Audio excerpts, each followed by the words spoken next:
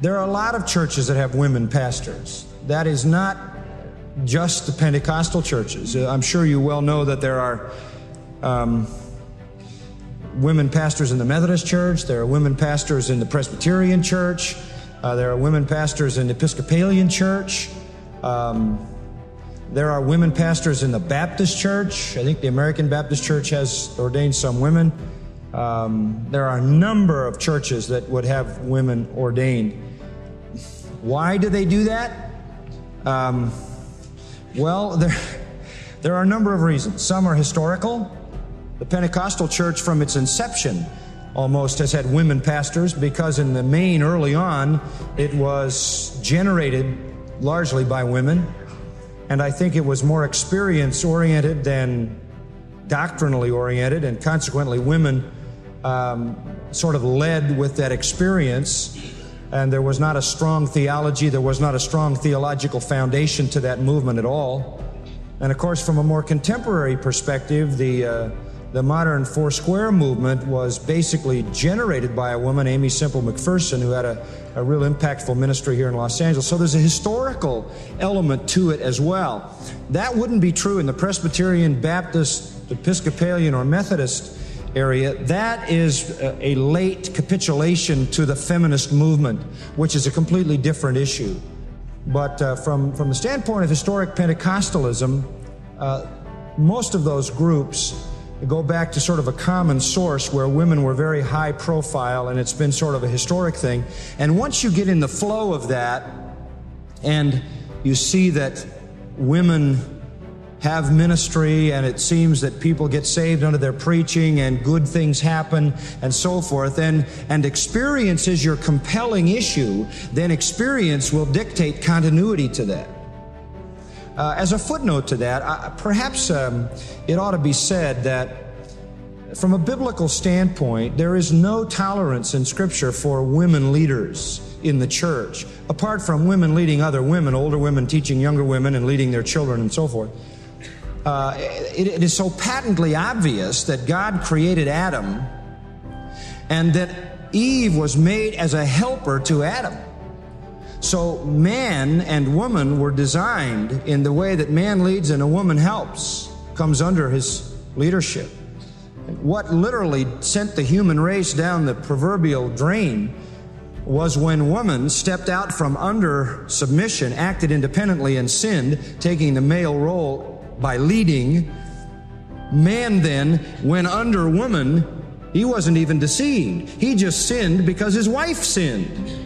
Now, before you get too mad at him, think, men. We've done things because our wife did them too. And if you were the only man in the world and she were the only woman, there might be a sort of a compelling there that otherwise wouldn't be there. But Eve steps out from under the authority of Adam. Adam steps under the authority of Eve. The whole thing is convoluted. But it's interesting to me that when we go back to who is responsible for man's sin, Paul doesn't say, as in Eve all died. He says, as in Adam all died. Because even though Adam vacated his role of leadership and Eve usurped it, God still held the leader responsible. And that means he sees male headship. When you come into the New Testament, out of all the patriarchs, it never says the God of Rebekah. It never says the God of Sarah. It never says the God of any woman. It's the God of Abraham, Isaac, and Jacob.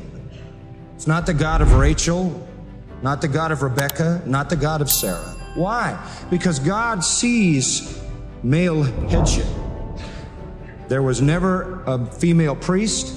There was never a queen in northern or southern kingdom. There was no woman who wrote any book out of 66 books of the Bible. There was no woman chosen to be an apostle. There were some women God uniquely used, as Deborah, to speak his word on one occasion, though she, you remember, gave up the leadership role to someone else.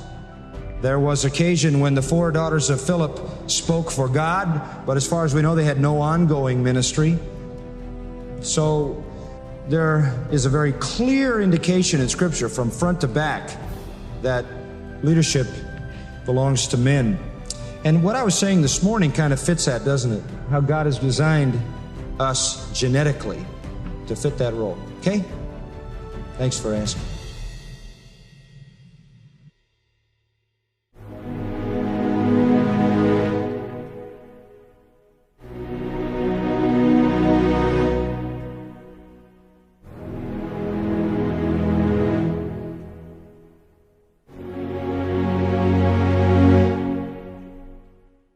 The Bible definitely teaches that there were, at periods of time in the history of the church, prophetesses.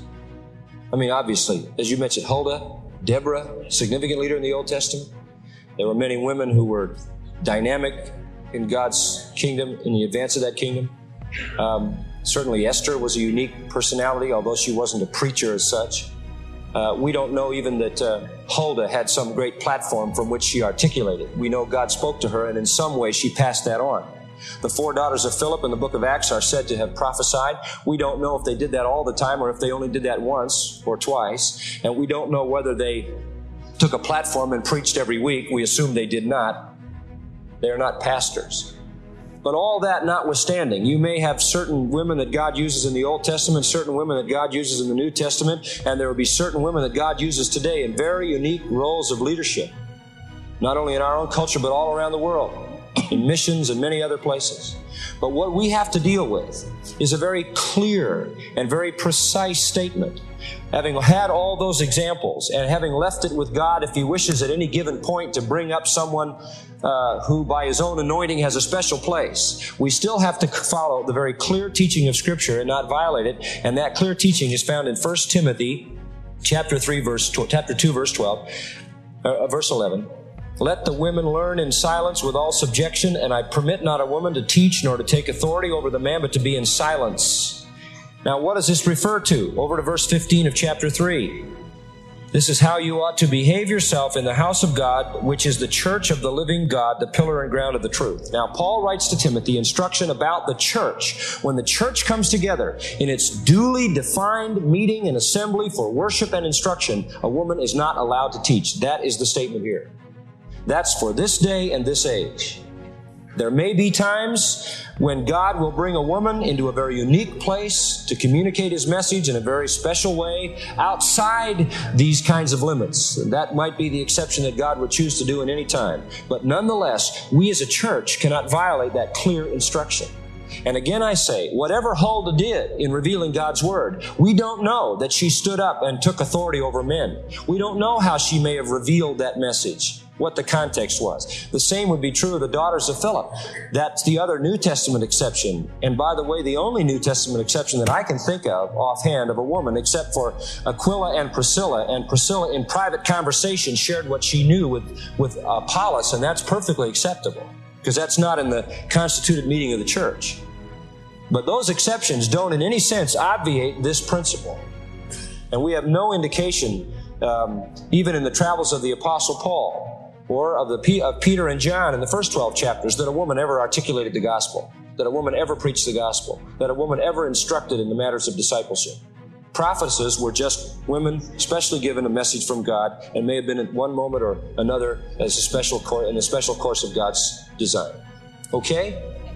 Now I want to add a footnote, because people misunderstand this. I'm not against women. I mean, I'm just trying to say this is what the Bible says. It's the same old deal. You can take it or leave it. If you want to argue with the Bible, now you've compromised yourself. Does this undermine the role of women? Not in the least. This puts women where God wants them, and He has a very special role for them. As this very text says, she shall be saved in childbearing. In other words, you say, okay, the men do all the instruction, the men do all the teaching. Yes, but for the first 5 years of life, who does all the influencing? The woman. And if we teach to influence the world, then women mother to influence the world. And if we influence the men who are the leaders, then women influence other women, older women teaching younger women, and children. So we influence men, and men are put in the headship. Women influence women, and women are put in the submissive role. And yet the balance comes because we give the verbiage and women give the influence. That's a wonderful thing. So women are saved from any second-class thought by virtue of that. And they have a marvelous role that a man can't fulfill. They have a tenderness. They have a ministry to women that men can't understand. And that's very important to keep in mind.